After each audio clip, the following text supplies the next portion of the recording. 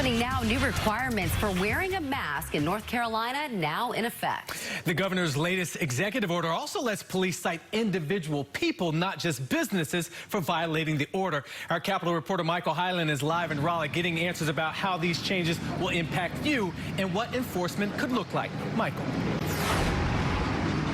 If you can't eat outside and instead you go inside, you're going to have to wear a mask while you're waiting to get your food. Attorneys say ultimately how this gets enforced is going to be different across the state.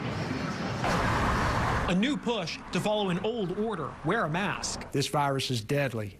It's spreading too fast, and it's up to each one of us to slow it down. Governor Roy Cooper's latest executive order includes new requirements for masks. You have to have it on inside a restaurant unless you're actively eating or drinking, at the gym the whole time you're exercising, and inside stores regardless of the distance you keep from others. A key change, police can enforce this against individual people, not just businesses, for failing to get people to comply.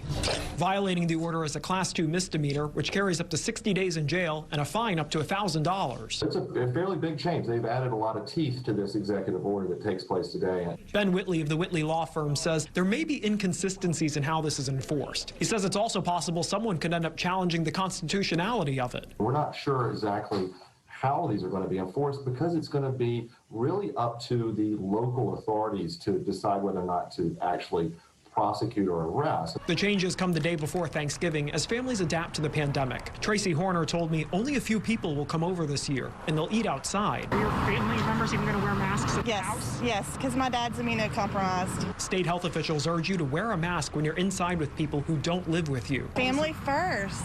Family first. Yeah, we have to make do the best we can. Cities like Greensboro, which is in a red county, have instituted new fines for businesses that fail to comply. In Durham, leaders are talking about that, but they say right now voluntary compliance is high, and that county is yellow. A spokesperson for the governor says that law enforcement action is sometimes necessary, but the goal here really is to just get cooperation. Live in Raleigh, Michael Hyland, CBS 17 News.